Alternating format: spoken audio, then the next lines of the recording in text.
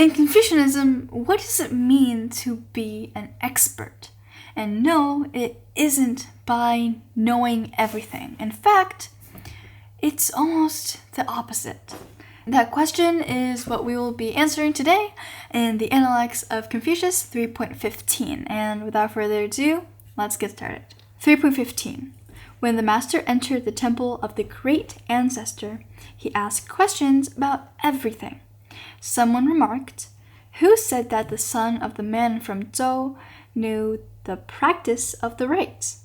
When he entered the grand temple, he asked questions about everything. When the master heard this, he said, "Asking questions is the correct practice of the rites." So you might know where this could be headed, but we'll first talk about the context. So the temple of the great ancestor. The great ancestor being the Duke of Zhou, the Zhou dynasty, who Confucius really admired. And since he was the founding cultural hero of the Zhou dynasty, this temple is actually the epicenter of ritual and ceremonies. And so when Confucius got there, he wanted to know everything about this place. And some person said, "What does this guy from Zhou," and Zhou is kind of like a really small place in the state of Lu. Zhou is also where Confucius was born. So this guy's like, I know his father, so what's this little guy doing here trying to understand the rites? But by now, Confucius is already known as someone who really understood the rites. And so by someone criticizing him like this is like saying that he doesn't know rites at all just because he's asking questions. So this critic has a very shallow understanding of knowledge. That is, he thinks that knowledge is simply the possession of facts. So when you have to ask something, then that means you don't know it. So this just exposes Confucius as a fraud almost because of his reputation for knowing so much about the rites, but instead he's asking about everything. But Confucius, by asking everything, that doesn't mean he's ignorant. In fact, there is a really high chance, more like 100% chance, that he already knows everything that he's asking. But instead, he thinks of ritual not as a dead or just static thing, but instead he thinks of it as a living, breathing practice that the meaning can only be kind of renewed through more knowledge about it, not just something to be memorized.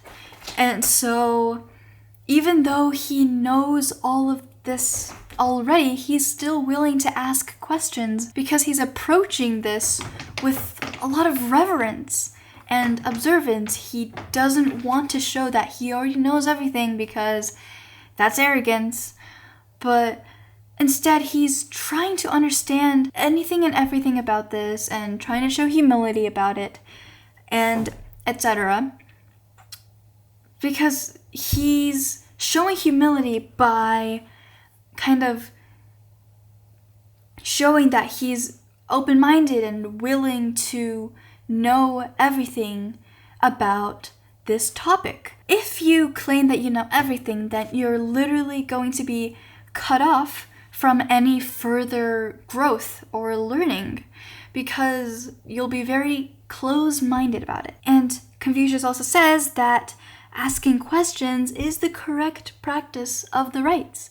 So what the critic is thinking about the rites is that it is kind of an external set of rules that you must obey, where to stand, what to do at some kind of situation, what to say, all of these external rigid rules. But Confucius argues that ritual is more like your internal attitude and how you choose to behave inside, because what you do on the inside eventually manifests into what you do on the outside.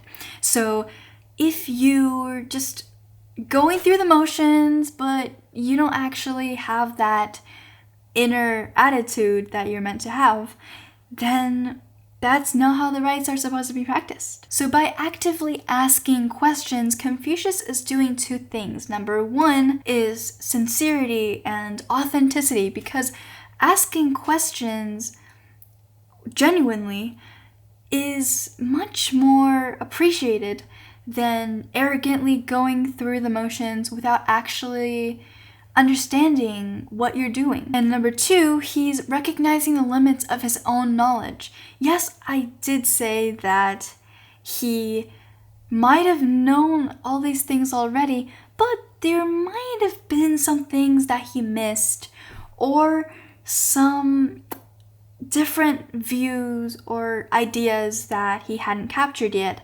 And like I've said before, he can't really learn without an open mind.